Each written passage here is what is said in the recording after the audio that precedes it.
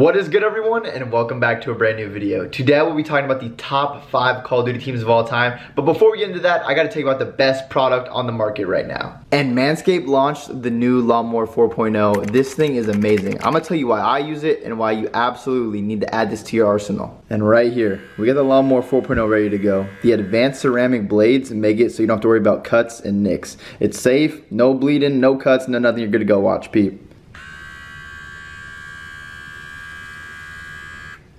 Wow, RIP to my arm hair. And it's also waterproof as well. So after you're done using it, it's very easy to clean up, bang. You can use it in the water, all that, quick and easy clean. And you know Manscaped always goes above and beyond. To charge the new Lawnmower 4.0, all you do is drop it in here.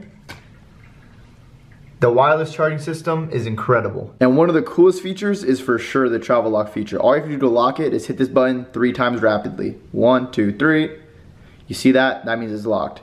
It will not turn on in your bag. You don't got to worry about it. And to unlock it, all you have to do is hit the button 3 times rapidly. Again, 1, 2, 3. Now it's unlocked.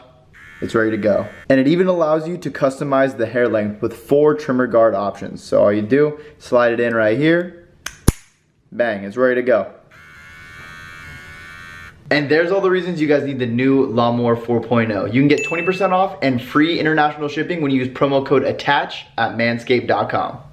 If you guys want to see more videos like this, make sure to let me know in the comments down below and like this video. This is the top 5 COD teams of all time. This is going to be really fun. I'm going to be talking about how many events they went to together, how many events they won, and just how dominant each team was. So let's get it started right now. The first team coming in at the number 5 spot is going to be for Rico Impact, the Black Ops 2 team. They had Parasite, Karma, Miracles, and Killa. This was a very strange team, and I'm honestly kind of sad they didn't stay together longer. They went to 6 events together and won 4 of them. They won the COD champs in Black Ops 2, so they got those rings. And I just wish they would have stayed together longer because they could have kept being dominant. I know Complexity came into the picture, or I think Complexity came into the picture and then Karma left for Envy. But if that team would have stuck together longer, I still feel like they could have been getting top 2 placings, maybe seeking out a couple event wins here and there. But it feels like they just didn't let it really, they didn't give themselves time to work it out. But I can understand it with those type of players. A lot of those players definitely had, they're very outspoken and had a lot to say. So I'm sure it might have been tough to make that team work. But like I said, and like many of you would, I wish that team would have stayed together longer to see what they could really do. That's the only reason I have them down at the number 5 spot is because they were only together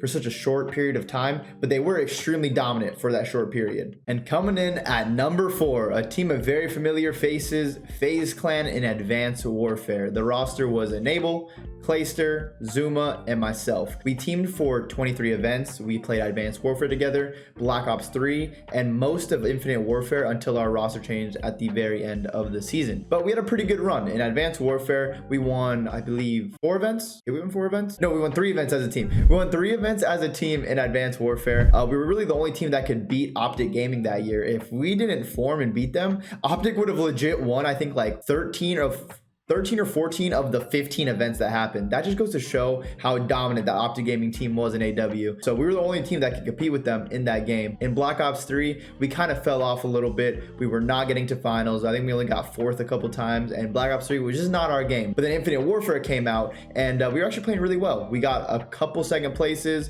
a couple 3rd places, never got that win, which is why we actually ended up changing, because we just felt like we needed to try something to get that win, because we all just wanted to win at the time. So we just figured, let's give it a shot and see if we can win. And I think both of our teams, like Clayster's United team and our team, actually placed like 5th, 6th at the last event. So instead of getting 3rd and top 2 like we always were, we actually both went down after that roster change happened. But we went to 23 events together. We got 2nd once. We got 4 3rd place finishes and 3 4th place finishes. So we were still playing very well at these events and getting top finishes. Realistically, if we take that Black Ops 3 year out, we look a lot more dominant. But Black Ops 3, it was just not our game. We were in the top 4 of 50% of the events we attended. So not too shabby at all. We teamed for the longest time. We teamed for the 2nd longest time behind the Optic Gaming dynasty. So that's pretty impressive to stay together for that long and to just, you know, not want to kill kill each other, because you see a lot of these teams stay together for a little too long and they start imploding and going crazy. But we had a pretty good relationship with everyone, and we made it work. And we just talked about my old FaZe team. Right now, I want to give an honorable mention to the FaZe or Atlanta FaZe in the Call of Duty League right now. Their team is very dominant, and they have the next potential to be a dynasty. They've won 3 events out of the 4 events so far this year, and we're in the finals of the other event that they didn't win. So they've been so dominant, and Atlanta FaZe has what it takes to be a dynasty in the making. They probably are going to be on this list. You can probably already put them on this list from their dominance in Modern Warfare and this game, but I want to give them time to just see how their team plays out for years to come, because I think they're going to be a team for a while. They're all very level-headed people, good people, and of course incredibly talented Call of Duty players. So I'm excited to see what they keep on doing, but that Atlanta FaZe team definitely has potential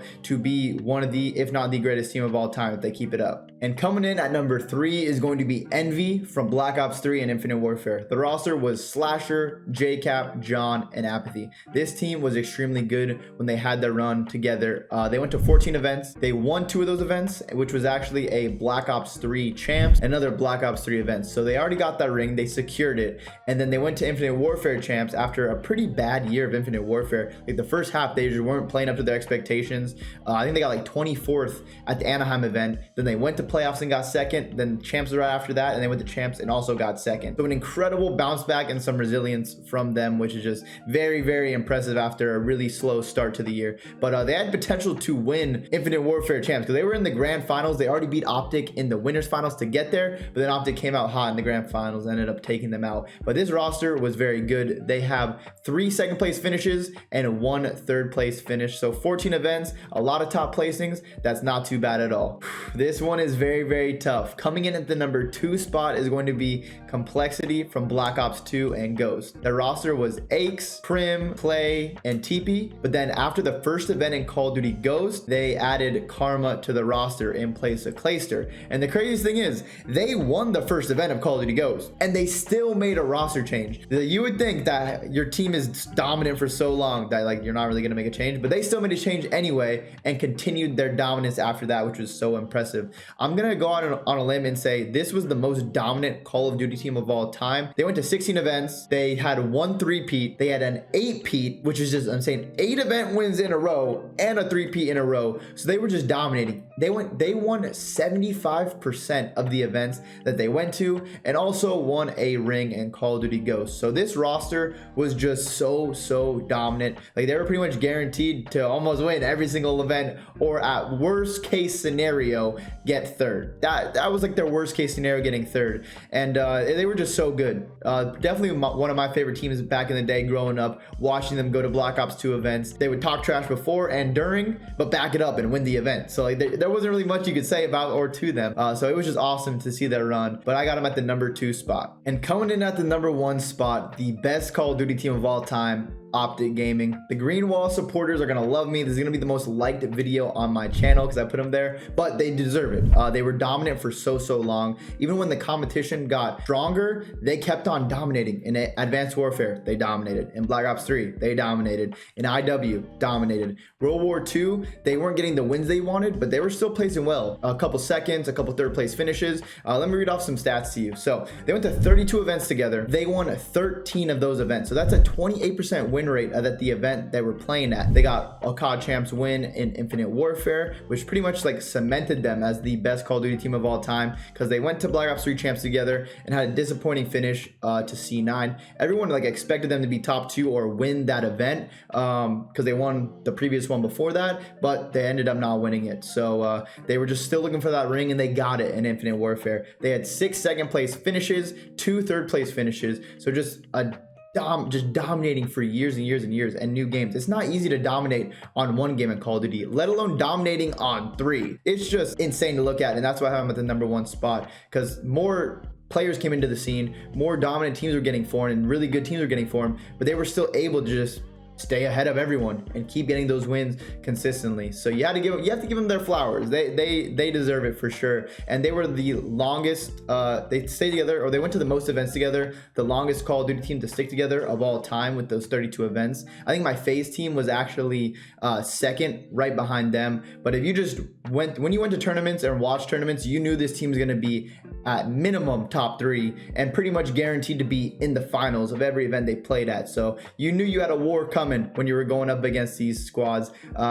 Myself and these guys, we had some great battles over the years for sure. It was definitely fun to share the battlefield with them and go back and forth. But yeah, guys, that is going to be my list for the top 5 best Call of Duty teams of all time. Hopefully you enjoyed. Let me know what you would switch around. So if I forgot a team, I don't think I forgot a team. I think these are for sure the 5 most dominant teams that I've that team together so far in Call of Duty. But if I forgot one or anything you want to comment, let me know down below, and we'll have a discussion, talk all about it. But thank you all for watching. I will see you guys in the next video, and as always, my name is Attach, and I'm out. Peace.